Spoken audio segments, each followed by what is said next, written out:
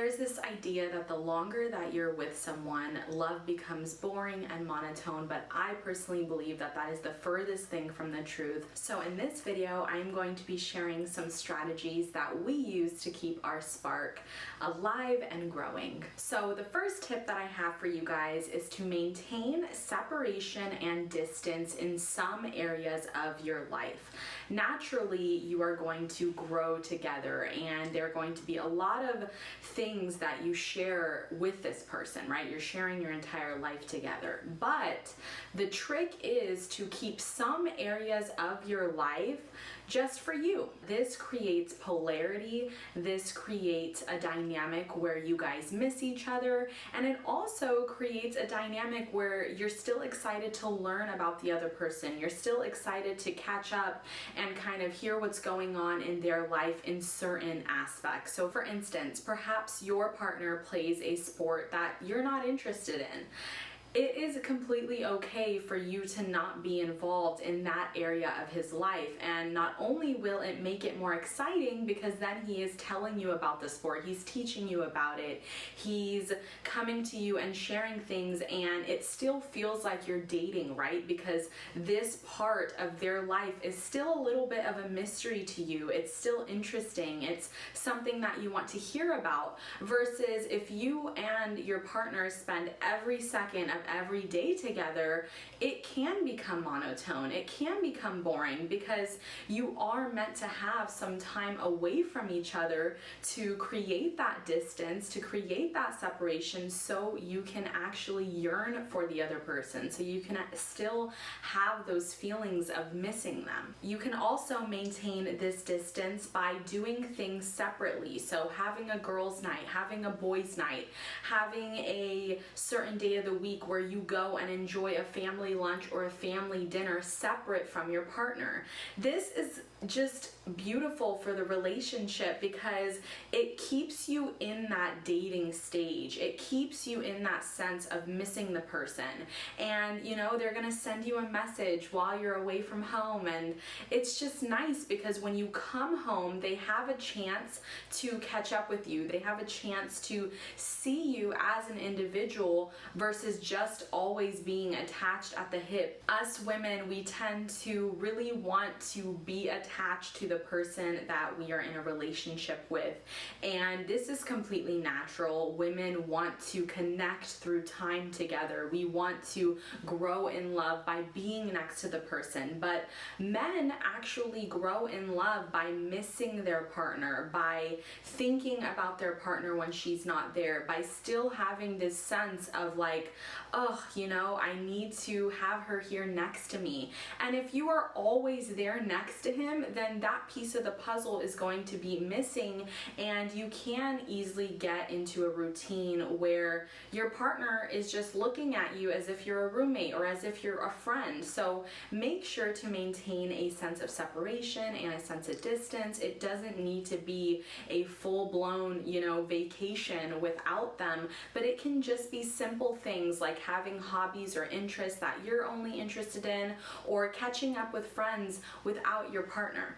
Another way to maintain the spark in your relationship is to allow your partner to see you in your element. So we all have something that brings us passion, and when our partner sees us doing an activity that really brings us fulfillment, you get to see your partner in a way that is just different from spending quality time one-on-one, right? Like if I see my partner and he is working out and lifting weights and he's just like so involved in the task, it is super sexy to me, right? Because I'm seeing him in his element. I'm seeing him once again as an individual. I'm seeing him with fresh eyes almost. So it's nice to allow your partner to see you in your element. Perhaps your element is painting. Perhaps your element is working with clients, and that brings you a lot of satisfaction. Perhaps your element is doing yoga. I know when I do my yoga at home and my partner is like eyeing me from across the room, it really does create this sensual tension because he's able to see me fully enjoy an activity, fully be present in a moment in which I'm doing something that I love, and it might have nothing to do with him, but him seeing me in that act creates this sensuality. It creates this pull towards the other person because you're seeing them in the midst of a passionate activity, in the midst of something that brings them happiness. And once again, it takes you back to those early days when this person was still new to you, when this person was still a little bit unknown to you. So make sure to get in your element, whatever that may look like, and allow your partner to have a little sneak peek into that. The next way to maintain a spark is to really tune in to your partner's preferences. Just as much as you want to look good for yourself and you want to put on an outfit that makes you happy, you should have an equal, if not an even greater need and desire to want to do things that please your partner. So this can be as simple as wearing your partner's favorite perfume, doing your hair in a way that your partner prefers, or even just, cooking his favorite meal. All of these things go a long way because it shows that we are attuned to our partner's preferences, and it shows that we still have this desire to please them. We still have this desire to make them happy and to, to actually do things that we know that gets a reaction from them. Like if your partner tells you time and time again, I love seeing you in a red lip, then put on your red lipstick because he is telling you word for word what he likes, what he desires, and it is up to us to fulfill that desire, right? He has picked you, he has chosen you, and the least that we can do is to wear the clothes that he likes, do our hair in the way that he likes, wear makeup in a way that he's told you that he likes. So just be really cognizant of what your partner tells you when they say, hey, I love that outfit, or I love when you wear skirts, or I love when you wear these shoes, and really try to take that into account when you're getting ready in the morning. The next way to maintain a spark is to do new things together. So this can look like going on a vacation to an exotic destination that neither of you have been to. This can look like going and dining at a new restaurant that neither of you have been to. It can also be just doing a different activity, like getting out of the rut. Let's say you and your partner always go on dinner dates. Well, how about next time you guys can do something different? You can go for a game night. You can go to an escape room. You can go and do an activity, play golf, go to Boomers, do Dave & Buster's, right? Like get out of the routine and get out of doing the same old. Obviously, if you're just sitting across from them at a dinner table, talking over dinner, it's going to bring out a different side versus let's say you go and do a sport together and there's more of like a competitive, playful edge. So doing new things together and going and exploring new places together can really bring about new energies in the relationship, and it's definitely a great way to keep the spark alive. Kind of going hand in hand in that is to surprise your partner by going out of your routine. So let's say you always kind of do the same thing. You go to the gym, you go to work, you drive home, you cook dinner. Doing something as simple as, let's say, showing up at your house and you've already picked up takeout, or already planning a date night and telling your partner, hey, I've booked this thing for us.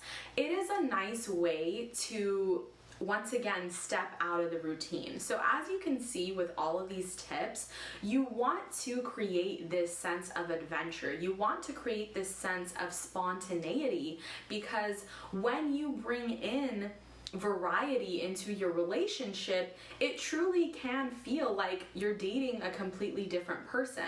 The problem is that many people will just do the same thing day in and day out, and then they blame their partner for being in a loveless marriage or for being in a dating dynamic that's boring or monotone. Why don't you take the power and put the accountability in your hands and do what you can to just step out of your routine. This can be as simple as just doing something different. Let's say that your partner gets home from work, maybe he flies in and out for work and he always takes an Uber home.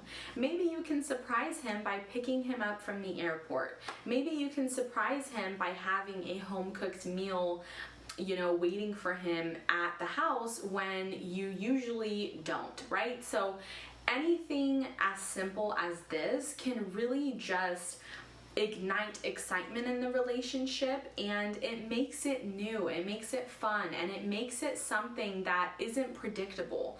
The more that you do these just little strategies and tips and tricks, you really allow your partner to see you in a different way, right? Instead of just doing the same thing, being in the same state of mind, having the same environment, you're stepping outside of that and doing something different. And like I said, it can truly feel like you're dating a completely different person, because now you're bringing out a different energy that perhaps was dormant before.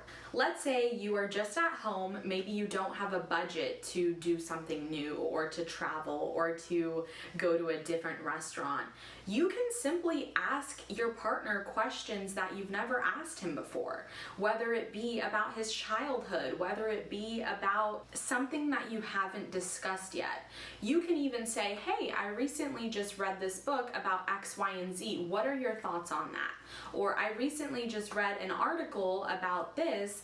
What do you think about that? So giving your partner a chance to voice their opinion, to share their experience, to offer their perspective, that is such a great way to build love, to build trust, to build a partnership, because it shows that you value their thoughts, you value their experiences, you want to learn more about them, versus if you just get caught up in the same old, how was your day, how was work, what did you eat for lunch? Like, you're going to just constrict yourself and end up with the same old answers, the same old energy. So switch it up. It can be as simple as asking a question that you've never asked before. Last but not least is to role play. So this can be super exciting.